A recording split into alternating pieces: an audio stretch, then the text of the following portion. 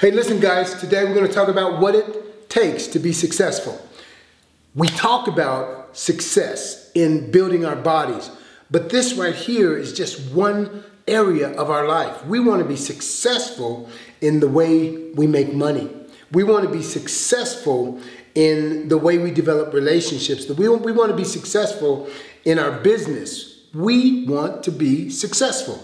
And so we're going to talk about that today. I'm going to have two people with me. You've seen them before, but we're going to talk about their success, how they got there, and then I'm going to give you some feedback also.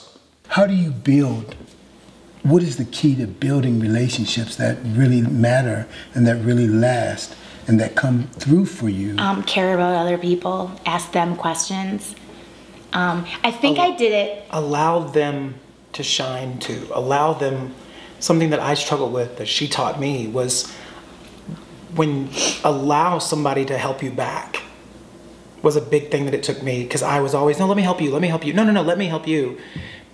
When you open up and allow somebody to help you back, it becomes reciprocal and it becomes so much closer of a relationship, even than if you're just trying to give them something. It took me a long time to get that from her, but I used to not be comfortable with somebody giving me a gift or trying to do me a favor or trying to help me. I always, Do you remember when I bought you that present? Which one? Right? Right. I have. Exactly. But I think it was at the Christmas party, and I gave you, I think it was a watch that we had given you with the watch on it. And it was fun for me, but at the same time, I could tell that it was difficult for you to, receive that. I think listening to people, right? Like really listening to what they say, and you can get something, like I'll see something and think of somebody somewhere and just send it to them, and it's just really paying attention to what other people say and asking them questions. People love to talk about themselves, right? But you can really learn a lot about people. She told me one time, she said, you know that feeling you get when you give somebody a gift? And I said, yeah, that feels great. And she goes, well, when they give you a gift, they feel the same way. Why are you taking that away from them? And it hit me so hard. And I was like, she taught me how to say thank you. Well, I want to tell you, when you gave me the watch, it wasn't that it was hard for me to receive it. It was, for me, it said to me something that I didn't know. And it said to me, this girl loves you, Ron.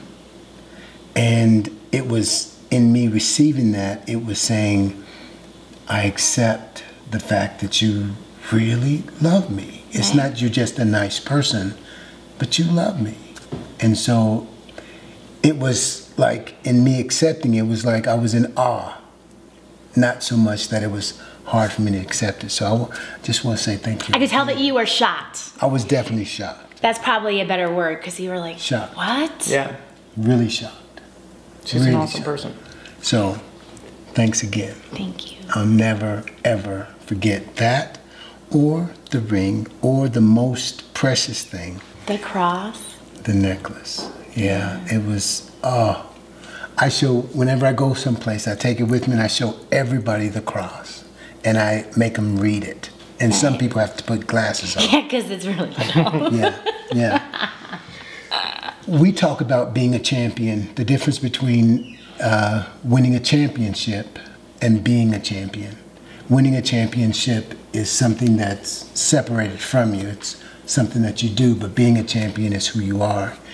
And being a champion can transfer into every area of your life, faith, family, fitness, finances, and in those relationships. And so what I hear both of you say is one of the most important things is to be a champion in building relationships. Because in those relationships, during the hard times, those relationships will stand. Mm-hmm. And they'll be the support that you otherwise wouldn't have. Mm-hmm.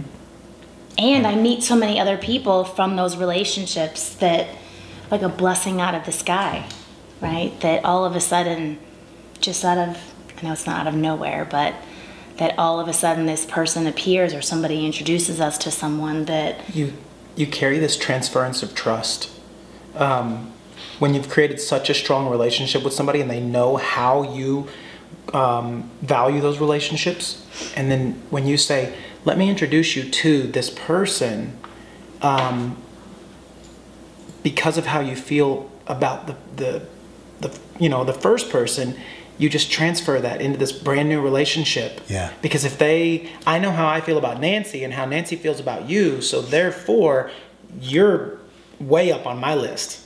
And vice versa. Right? Yeah. So, I mean, you and I haven't met a lot or spent a lot of time together, but I was so excited to get to, spend time with you, and excited to, learn from you, and excited to just really get to know you better, because I know the way she speaks about you, and I know the way that I value her opinion. So it's this great transference of trust and transference of character onto other people. Wow. That allows We us attract to good build. people. Like what you put out there comes back at you. So. We attract some good people. Awesome. Now, I want to finish up with this. Okay. Now that you guys have worked out and you've eaten, how do you feel right now? I'm a I'll little let you shaky. go first. I'm a little shaky. Did you see his muscle twitching before? Yeah, It was twitching. I'm a little shaky, a little fluid. But you look relaxed, man. Like, Yeah. really I relaxed. probably won't be tomorrow. I'll tell you what I am. I have a pretty good feeling of accomplishment. Like, I feel like Because you've been talking about this for a while. I've been talking about and it for a you while. two have been talking about this for a while. Right? I've been talking about it for a while, and it was hard. It was hard. No lie, it was hard. There were times where I was like, I cannot pull this thing 2 more times. And but you were always there. You were right there beside me, and we pulled it through. And I'm like, at the end of it, I'm like, I don't hurt that bad. Like, it was worth the whole thing. So I feel great, and at the same time, I feel awful. I'm like, oh, okay, I did it. I can feel that I did it. Awesome.